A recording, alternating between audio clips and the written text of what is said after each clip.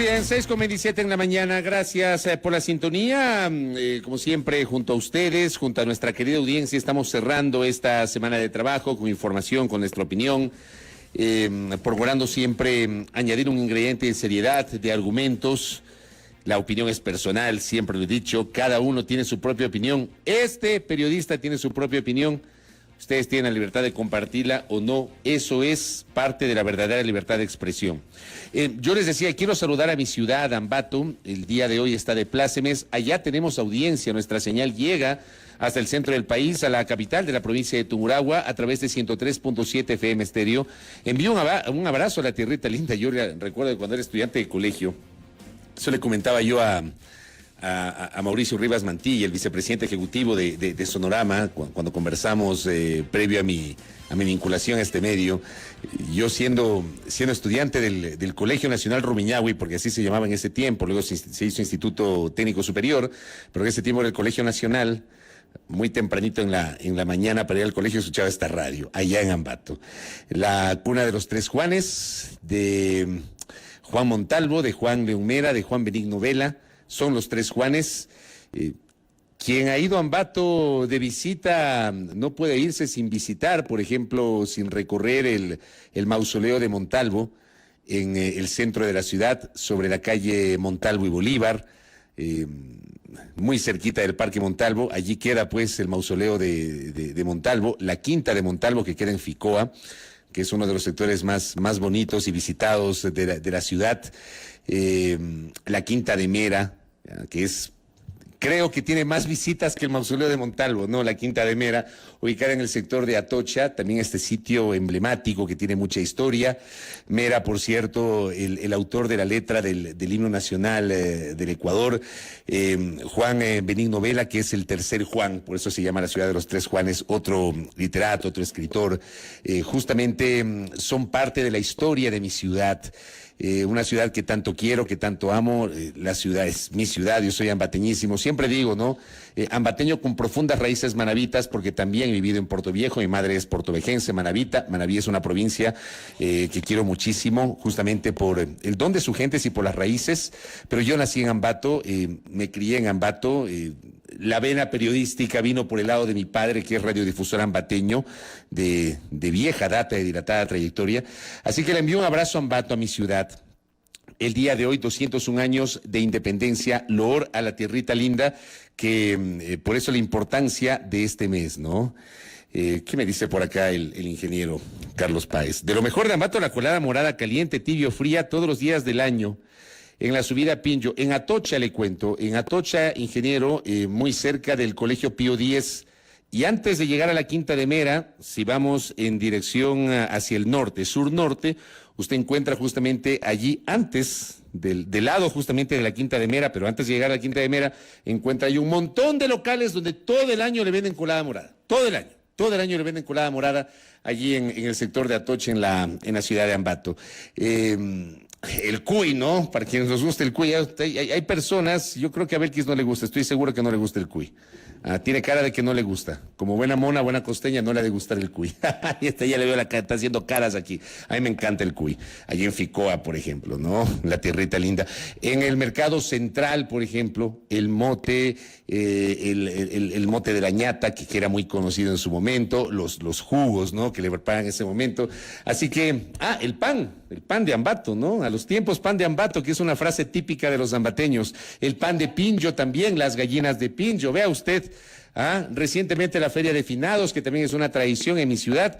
Así que con ese recordatorio le envío un abrazo a mi querida ciudad de Ambato y gracias por la sintonía que también tenemos allá de quienes justamente amplifican la gran señal nacional de Sonorama. Aquí está, efectivamente, nos dice Jesús, los cuyes de Ficoa, las gallinas de Pinjo, las gaviotas de Izamba, ve usted.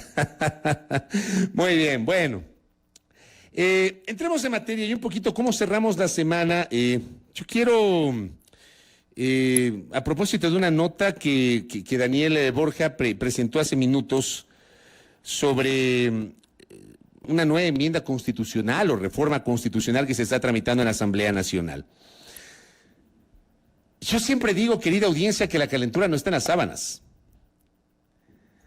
Desde que me acuerdo, aquí se quiere inventar el agua tibia para disque mejorar la calidad de la legislatura.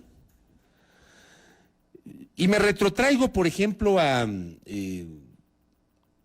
el año 1997, cuando luego de del derrocamiento de Abdalá Bucaram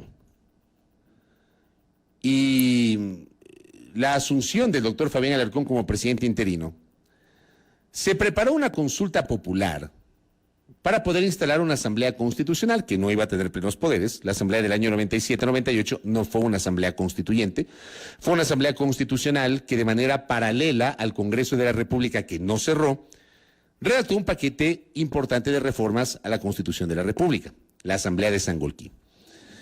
Pero luego de que se generó el pronunciamiento popular avalando la instalación de una asamblea constitucional,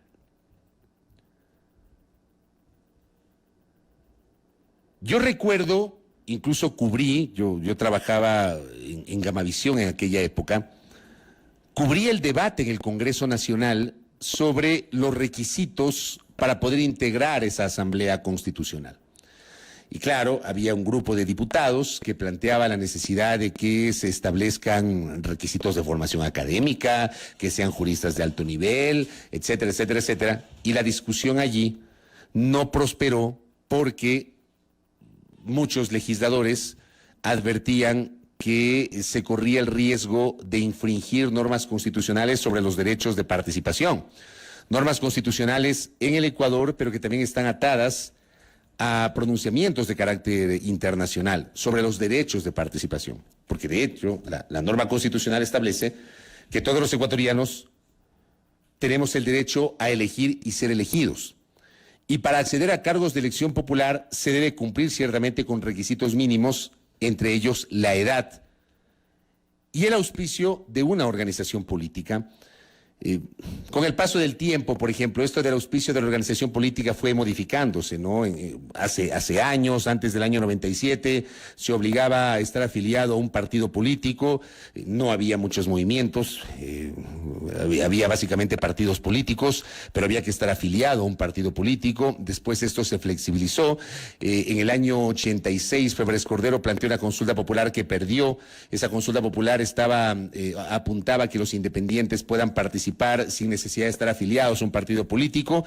Esa fue la pregunta que perdió en el año 86, pero la misma pregunta le hizo Durán Ballén en el año 94 y en cambio allí el pronunciamiento del pueblo ecuatoriano fue distinto. Allí sí se pronunciaron a favor de que los independientes puedan ser candidatos auspiciados por un partido o movimiento, pero sin necesidad de estar afiliados a ese partido o movimiento. Pero digo, a lo largo de los años, desde que me acuerdo, se ha discutido en el Ecuador la necesidad de mejorar la calidad de los parlamentarios. La asambleísta Sofía Sánchez, a quien sí me gustaría en los próximos días tener la oportunidad de invitarle a este espacio para profundizar un poco en su pronunciamiento, ha presentado un proyecto de enmiendas a la Constitución con el propósito de modificar los requisitos para ser legislador en temas de probidad, capacitación, experiencia y formación justificada. Esta es una nota publicada por la página web de la Asamblea Nacional. Dice la nota, la parlamentaria explicó que preparó la propuesta con la participación de la ciudadanía en razón de que el artículo 119 de la Constitución vigente establece muy ligeramente que para ser asambleísta se requiere haber alcanzado los 18 años de edad al momento de inscribir la candidatura y estar en pleno ejercicio de los derechos políticos. Igualmente comentó que el desempeño sociojurídico de cada una de las competencias de los legisladores demanda una preparación adecuada para responder eficientemente ante las responsabilidades asignadas a su cargo, la búsqueda y necesidad de implementar requisitos que garanticen la calidad de quienes se postulan como asambleístas, no limitan el derecho de participación reconocido en la Constitución. Lo que busca es que nuestro país tenga personas debidamente capacitadas para poder tener resoluciones, propuestas, leyes, entre otros, con criterios, subrayó. La legisladora Sánchez, con esos criterios, propuso que para ser asambleísta se requerirá tener nacionalidad ecuatoriana, ser mayor de edad y acreditar probidad notoria, experiencia, capacitación o formación justificada al momento de la inscripción de la candidatura y estar en goce de los derechos políticos. También propuso establecer el mecanismo de verificación de requisitos dentro de los cuales se tendrán presentes acciones afirmativas. Aquí salta la primera pregunta. Si llegase a pasar esta propuesta, pulverizan la posibilidad de que los jóvenes, los más jóvenes, incursionen en política. Pues yo pregunto, un joven de 18 o 19 años, Joven de 18 años, terminó el colegio y está entrando a la universidad, por lo general. ¿Qué requisitos de trayectoria política o de probidad puede acreditar ese joven de 18 años que según la Constitución, por la edad, ya tiene el derecho de ser candidato? Después, créanme, yo he tenido la oportunidad de ser durante prácticamente un cuarto de siglo periodista legislativo. Y en la legislatura ha pasado gente de muchísimo nivel sin haber tenido título. Así como hay gente que ha dejado su aporte, desde mi punto de vista, inconmensurable a lo largo del tiempo y que detrás ha tenido un título universitario. Yo recuerdo, por ejemplo, un arquitecto que fue diputado de la República, que después se convirtió en ministro de Transporte y Obras Públicas y que en 1996 se puso unos calzoncillos en la cabeza en la Plaza de Toros de Iñaquito en plenas fiestas de Quito. Arquitecto. Yo recuerdo otro diputado que también tenía un título universitario de tercer nivel,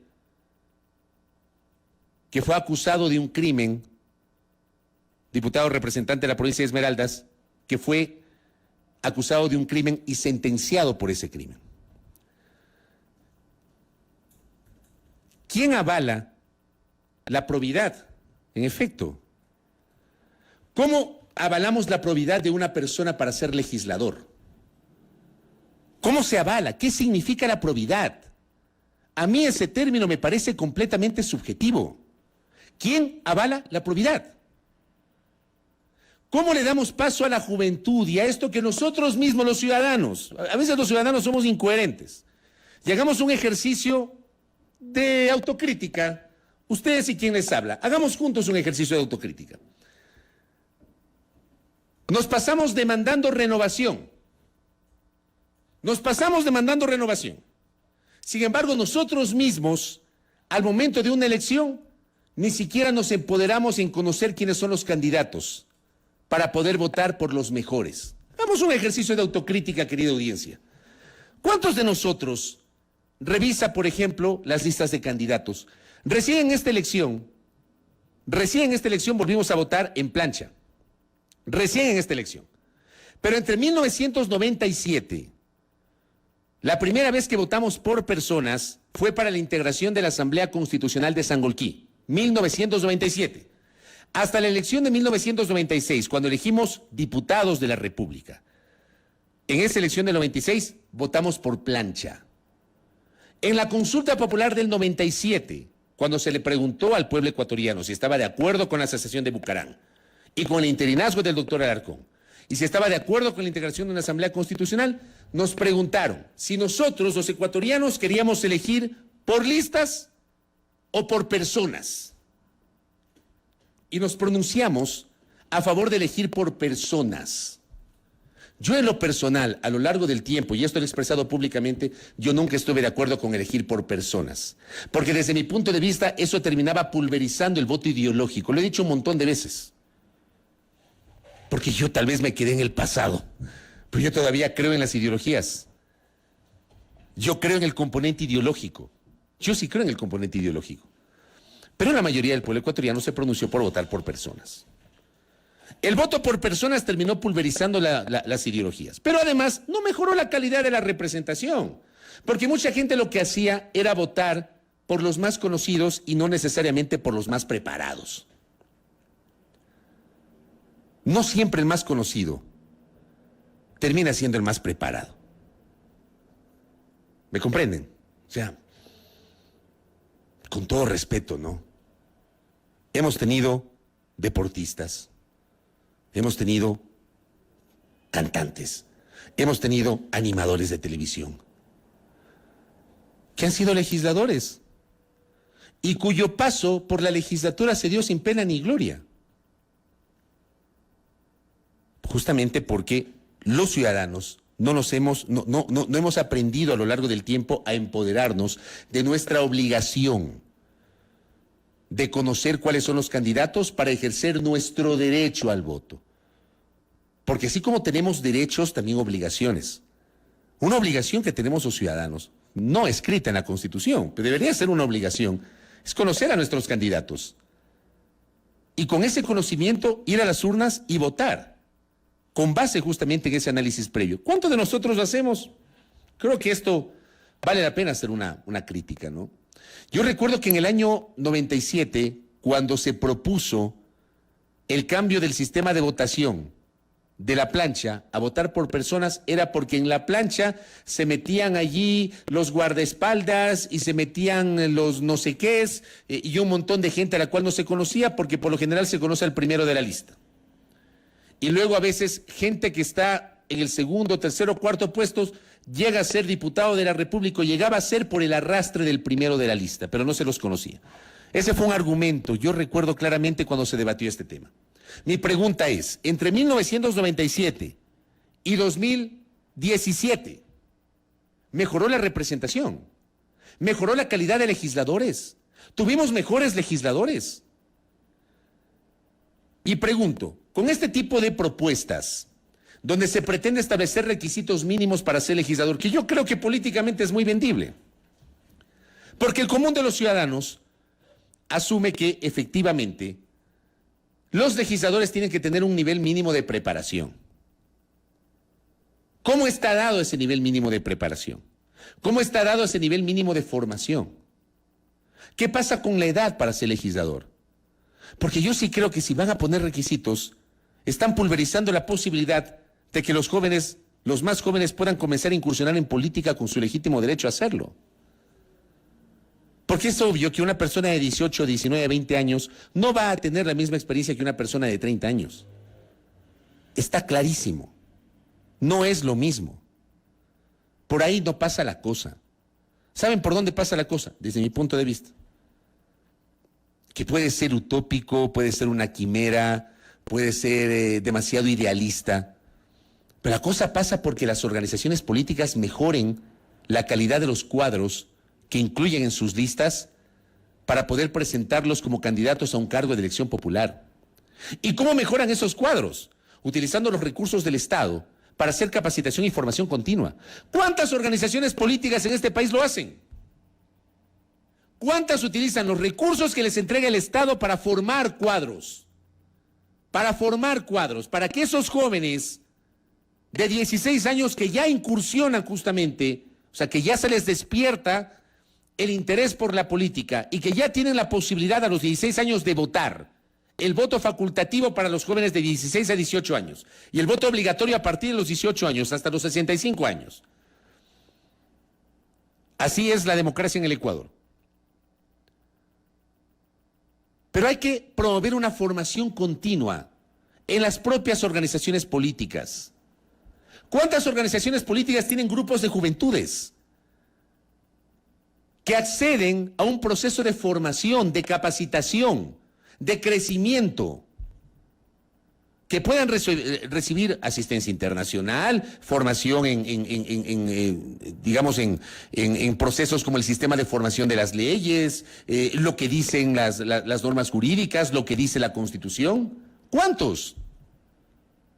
Hay muchos legisladores que no tienen la menor idea de lo que estoy hablando, porque no han tenido una formación previa. ¿Cuántas organizaciones políticas?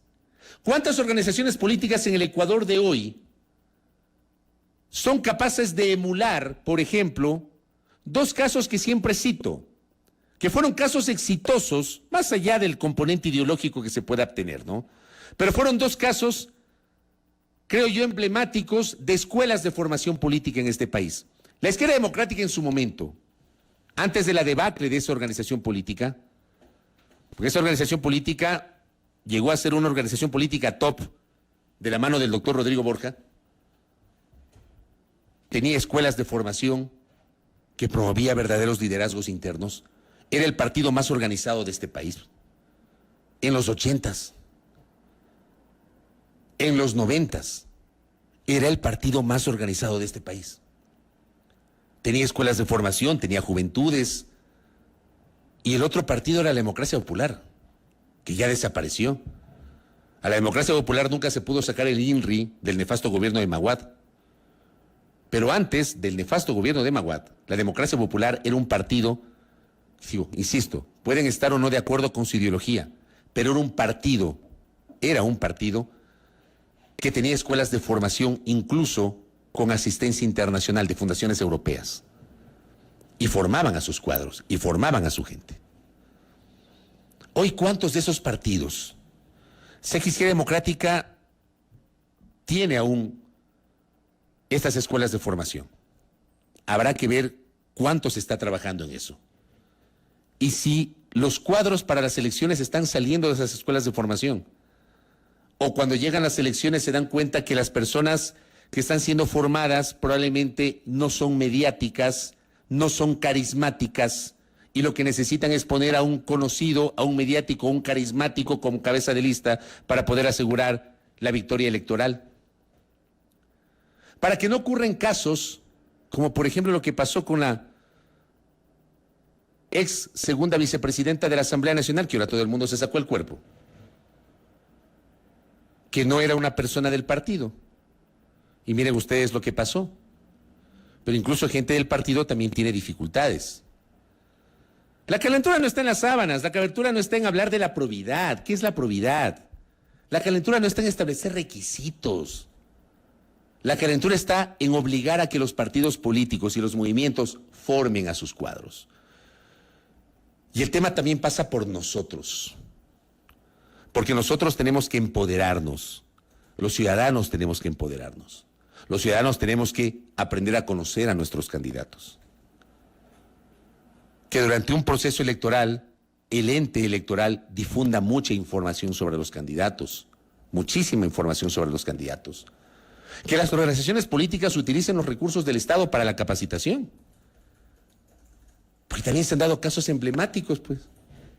La memoria a veces es frágil. Yo quiero recordarles que hace algunos años aquí hubo un partido político al cual en una auditoría de los recursos entregados por el Estado para capacitación y formación de cuadros, esos recursos los utilizaron para cosas personales. Y en una de esas auditorías se develó que esa organización política había destinado plata, y había una factura de una clínica, para una reconstrucción vaginal. Para quienes tienen memoria corta. Que recordar nomás. Entonces los ciudadanos tenemos que exigir que esas organizaciones políticas utilicen los recursos del Estado que nos pertenecen a todos para capacitar, para formar, para presentarnos mejores cuadros. Por otra parte, que es algo que también he citado, lo dije en su momento y lo vuelvo a repetir el día de hoy. Tenemos una legislatura en donde está claro que los 137 legisladores, cada uno tiene un nivel distinto. Hay unos que tienen más formación, hay unos que tienen más experiencia, hay otros que tienen menos formación, menos experiencia. Hay gente que llega por primera vez y que ha incursionado por primera vez en la política, y hay gente que ya tiene cierto recorrido en la política. Pero detrás de ellos tiene que haber un equipo que asesore el trabajo de ese legislador. Y yo sí creo que en algún momento la función legislativa de este país tiene que analizar la creación de una escuela de formación de asesores permanente, gente que haga carrera, gente que permanezca en el tiempo en la función legislativa brindando asesoría para poder contribuir a la formación de las leyes y apoyar el trabajo de los parlamentarios. Eso no lo hay en el Ecuador. ¿Y saben por qué no lo hay? Porque la designación o la contratación de asesores depende de cuestiones políticas. No depende de la calidad. Hay mucha gente en la función legislativa, gente de primerísimo nivel, que ha sido despedida por el delito de tener una ideología o por el delito de haber trabajado en un momento político. Yo conozco gente valiosísima que fue despedida en la legislatura del año 2009. Por ejemplo, gente valiosísima. Valiosísima. ¿Despedida por qué? Porque no comulgaba con el proyecto político que en ese momento era el dominante. Y así ha sido la historia de la función legislativa. ¿Por qué no crear escuelas de formación legislativas? ¿Por qué no garantizar, no aprovechar, por ejemplo, la experiencia de gente que conoce, que se ha formado en los temas legislativos y que lidere un verdadero equipo que permanezca en el tiempo? Hay gente como Pablo Santillán Paredes, el actual secretario general del municipio de Quito, que es un hombre que se ha formado en el ámbito legislativo. la doctora Livia Rivas Ordóñez, exsecretaria de la Asamblea, el doctor Andrés Segovia, exsecretario de la Asamblea Nacional, el doctor André Benavides, constitucionalista, que también ha sido asesor parlamentario, el doctor Paulo César Gaibor, que es actualmente el coordinador de la Unidad de Técnica Legislativa. Estoy mencionando nombres de gente que conozco y gente de la cual en lo personal yo sí me he nutrido y he aprendido. El doctor Cristian Proaño, que fue prosecretario de la Asamblea Nacional. Gente que tiene una carrera, un recorrido, una formación, un nivel profesional y académico, y que ha hecho carrera en su momento en la función legislativa. ¿Por qué no posibilitar que gente de ese perfil sea parte de un equipo que perdure en el tiempo y que brinde asesoría a los legisladores independientemente de la orientación política de los parlamentarios? ¿Quieren mejorar la calidad de la Asamblea? Empiecen mejorando la calidad del equipo que asesora a los legisladores. Yo creo que por ahí tiene que empezar la cosa. No pasa solamente por establecer requisitos mínimos y la probidad y ese tipo de cosas. No pasa por ahí. Pero si tenemos, lamentablemente, legisladores diezmeros que le quitan la mitad del sueldo a su personal, como fue denunciado en el periodo anterior, investigación que nunca prosperó, solamente en un par de casos prosperó. De ahí no se sabe qué pasó con el resto de denuncias. Pero si tenemos legisladores que efectivamente se dedican a otros menesteres en lugar de a trabajar, en lugar de formarse, en lugar de integrar verdaderos equipos, para poder actuar, como dice la Constitución, con sentido nacional. Una vez más, la calentura no está en las sábanas. Esto que estoy diciendo, ¿saben qué? Los políticos no tienen el ánimo de, por ejemplo, acoger una sugerencia como la que estoy planteando. ¿Saben por qué? Por cuestiones políticas. Porque hay legisladores que llegan a la Asamblea y lo que tienen que hacer es cumplir con la gente que les ayude en la campaña. Con la gente que le ayude en la campaña. Y hay legisladores que se dedican a otros menesteres en lugar de presentar proyectos de ley, en lugar de presentar aportes, en el periodo anterior, que fue un periodo realmente muy complejo. Un periodo en el cual tuvimos una asamblea, una legislatura con una muy baja calidad, con honrosas excepciones. Todo en la vida, ¿no? Toda regla tiene su excepción. Tanto en la legislatura anterior como en la actual, y en todas las legislaturas hay buenos y malos, y hay honrosas excepciones. ¿Se acuerdan el caso del Team Delgado? Creo que este es un caso emblemático, ¿no? Porque el Team, Agustín Delgado, que era legislador, comete el error de hacer una exposición en el Pleno sin una preparación previa.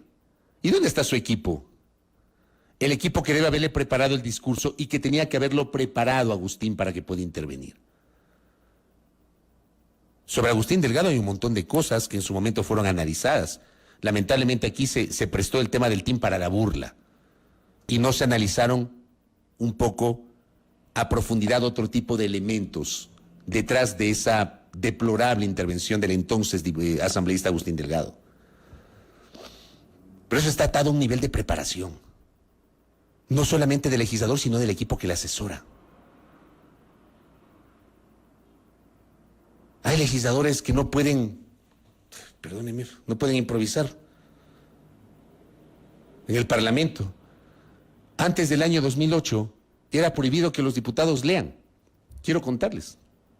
Los diputados no podían leer, no debían leer, estaba prohibido en la ley. Tenían que intervenir, aportar, no leer discursos. Aquí se han acostumbrado a leer los discursos. Y como tienen allí la computadora en la curul, ponen allí o tienen la hojita y están leyendo los discursos. En lugar de tener ideas claras para poder aportar. Todo eso debería ser materia de un análisis, más allá de proponer que para mejorar la calidad de los legisladores hay que garantizar requisitos mínimos. Lo que hay que garantizar es una formación adecuada en el ejercicio de la legislatura. Hay que comenzar a pensar más allá de las cuestiones políticas, de las cuotas políticas. Piensen en escuelas de formación política. en los partidos políticos.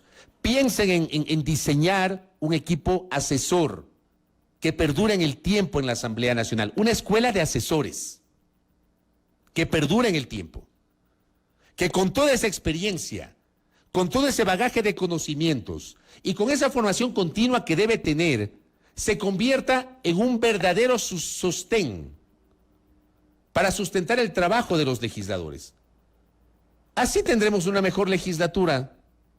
Pero si tenemos asesores que se dedican a cualquier cosa menos a apoyar el trabajo legislativo de los asambleístas, legislativo y también de fiscalización, que son las dos tareas primigenias que tiene un parlamentario, el legislar y el fiscalizar, vamos a seguir teniendo esta calidad paupérrima, con honrosas excepciones, de asambleístas. Solamente así, yendo a cuestiones de fondo y buscando complementariedad, lograremos garantizar una mejor legislatura. Mejorar la legislatura tampoco pasa por tener 2 cámaras. Algunos creen que aquí debemos implementar una cámara baja, que es la Asamblea, y una cámara alta, que es el Senado. ¿Para qué? ¿Para qué? ¿Ustedes creen que va a mejorar con esto que estamos señalando, con estos ejemplos que les he puesto, sin tener un equipo asesor que perdure en el tiempo, sin mejorar las lógicas del trabajo legislativo? ¿Ustedes creen que va a mejorar la calidad de un legislador o la calidad del producto, de los productos que sale de la Asamblea Nacional, teniendo 2 cámaras y no solamente una, teniendo un Senado y una Asamblea o una Cámara de Representantes? Para mí esa es una novelería. 2 cámaras es una novelería. Por ahí no pasa la cosa. La cosa pasa por mejorar la calidad. Y la calidad se mejora formando gente. La calidad se mejora estableciendo cuestiones que perduren en el tiempo. Yo creo que eso es fundamental, que deba ser analizado por parte justamente de esta estructura parlamentaria que tenemos, ¿no? El doctor Andrés Segovia me escribe y me dice: las listas cerradas son típicas de esquemas parlamentarios con partidos políticos fuertes y organizados. Aquí no tenemos ni lo uno ni lo otro. Aquí no tenemos partidos políticos fuertes. No tenemos. Y no tenemos partidos políticos organizados, obviamente con sus excepciones. En fin. Ahí quiero cerrar mi comentario de viernes hablando de estos temas legislativos. Les dejo ahí para la reflexión. Quiero cerrar, o antes de cerrar, no lo tomen como inmodestia, ni mucho menos, ¿no? Pero quiero agradecerles a muchos de ustedes. Sé que muchos de ustedes, digamos, este espacio de noticias ha crecido por ustedes y gracias a ustedes. Son ustedes quienes, con sus apoyos, con sus críticas, nos han permitido crecer, fundamentalmente durante los últimos 3 años, que a primera hora se ha transmitido igualmente a través de medios virtuales, de medios telemáticos, hoy en esta casa, en la casa de Sonorama, la gran señal nacional, a la que nos... Muy bien, 6:27 en la mañana. Gracias por la sintonía. Como siempre, junto a ustedes, junto a nuestra querida audiencia, estamos cerrando esta semana de trabajo con información, con nuestra opinión, procurando siempre añadir un ingrediente de seriedad, de argumentos. La opinión es personal, siempre lo he dicho, cada uno tiene su propia opinión. Este periodista tiene su propia opinión. Ustedes tienen la libertad de compartirla o no. Eso es parte de la verdadera libertad de expresión. Yo les decía, quiero saludar a mi ciudad, Ambato. El día de hoy está de plácemes. Allá tenemos audiencia. Nuestra señal llega hasta el centro del país, a la capital de la provincia de Tungurahua, a través de 103.7 FM Estéreo. Envío un abrazo a la tierrita linda. Yo recuerdo cuando era estudiante de colegio. Eso le comentaba yo a Mauricio Rivas Mantilla, el vicepresidente ejecutivo de Sonorama, cuando conversamos previo a mi vinculación a este medio. Yo siendo estudiante del Colegio Nacional Rumiñahui, porque así se llamaba en ese tiempo, luego se hizo Instituto Técnico Superior, pero en ese tiempo era el Colegio Nacional. Muy tempranito en la mañana para ir al colegio escuchaba esta radio, allá en Ambato. La cuna de los 3 Juanes, de Juan Montalvo, de Juan Leumera, de Juan Benigno Vela. Son los 3 Juanes. Quien ha ido a Ambato de visita no puede irse sin visitar, por ejemplo, sin recorrer el mausoleo de Montalvo en el centro de la ciudad, sobre la calle Montalvo y Bolívar. muy cerquita del Parque Montalvo. Allí queda pues el mausoleo de Montalvo, la quinta de Montalvo que queda en Ficoa, que es uno de los sectores más bonitos y visitados de la ciudad. La quinta de Mera, que es... Creo que tiene más visitas que el mausoleo de Montalvo, ¿no? La Quinta de Mera, ubicada en el sector de Atocha, también este sitio emblemático que tiene mucha historia. Mera, por cierto, el autor de la letra del himno nacional del Ecuador, Juan Benigno Vela, que es el tercer Juan, por eso se llama la ciudad de los tres Juanes, otro literato, otro escritor. Justamente son parte de la historia de mi ciudad. Una ciudad que tanto quiero, que tanto amo. La ciudad es mi ciudad, yo soy ambateñísimo, siempre digo, ¿no? Ambateño con profundas raíces manavitas, porque también he vivido en Puerto Viejo, mi madre es portovejense, manavita. Manaví es una provincia que quiero muchísimo, justamente por el don de sus gentes y por las raíces, pero yo nací en Ambato, me crié en Ambato. La vena periodística vino por el lado de mi padre, que es radiodifusor ambateño, de vieja data, de dilatada trayectoria. Así que le envío un abrazo a Ambato, a mi ciudad.